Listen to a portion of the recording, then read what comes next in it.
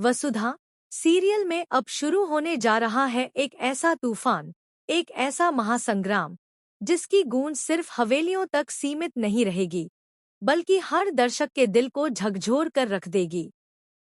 कहानी में अब तक हमने देखा कि वसुधा और देवांश के बीच एक अनकही मगर गहराती हुई नज़दीकी जन्म ले चुकी है।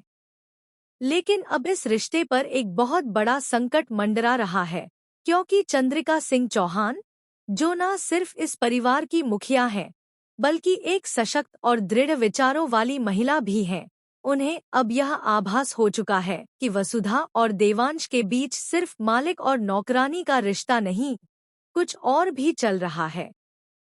चंद्रिका को यह बात बिल्कुल भी हजम नहीं हुई।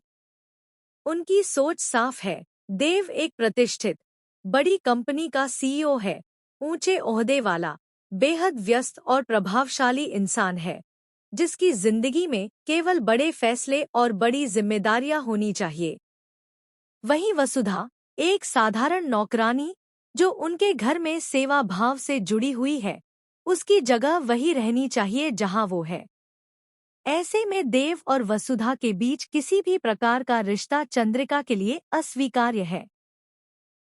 चंद्रिका ने वसुधा को स्पष्ट शब्दों में अल्टीमेटम दे दिया है, देव से दूर रहो।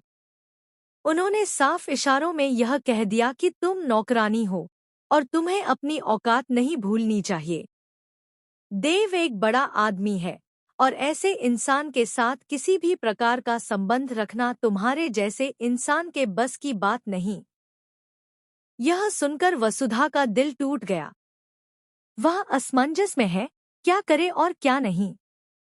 इसी के साथ कहानी ने लिया एक और बड़ा मोड़।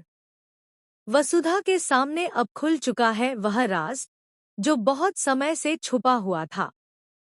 नैना नाम की जो लड़की पहले वसुधा को देव के जीवन में दिखाई दी थी, असल में वो कोई लड़की थी ही नहीं।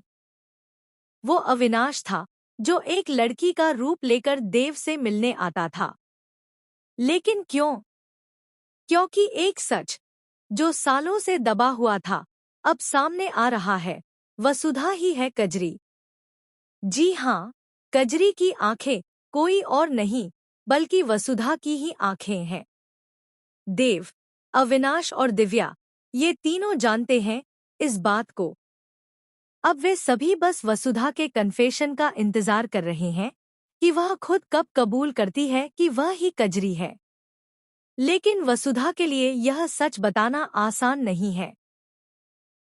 एक तरफ उसका बीता हुआ दर्द, दूसरी तरफ उसका वर्तमान, जहां वह अपने पति, अपने कर्तव्यों और अपनी निष्ठा के बीच बंधी हुई है। इसी बीच चंद्रिका, जिसे वसुधा देवी का स्वरूप मानती है, जिनकी आज्ञा को वह सर्वोच्च समझती है, उन्हीं चंद्रिका ने अब उसके मन को झकझोर कर रख दिया है। अब वसुधा के सामने दो राहें हैं। एक, या तो वह चंद्रिका यानी देवी हुकुम की बात माने और देव से हमेशा के लिए दूरी बना ले। दो, या फिर अपने दिल की सुने और उस प्यार को स्वीकार कर ले जो उसे देव से है, भले ही इसके लिए उसे देवी हुकुम की आज्ञा की अवहेलना क्यों ना करनी पड़े। यह एक संघर्ष है, मन और संस्कार के बीच, प्रेम और कर्तव्य के बीच, और सच्चाई और आस्था के बीच। अब बड़ा सवाल ये है, क्या वसुधा अपने प्यार को त्याग देगी? क्या वो चंद्रिका के आदेश को सर्वोपरि मानेगी? या फिर वह अपने दिल की सुनते हुए अपने और देव के रिश्ते को एक नाम देने की ओर बढ़ेगी? और सबसे दिलचस्प मोड़ तब आएगा जब देव खुद वसुधा से अपने दिल की बात कहेगा। लेकिन क्या तब तक बहुत देर हो चुकी होगी? या वसुधा पहले ही फैसला ले चुकी होगी? इस पूरे घटनाक्रम में सबसे महत्वपूर्ण किरदार बनकर उभर रही हैं चंद्रिका, जिनकी छवि अब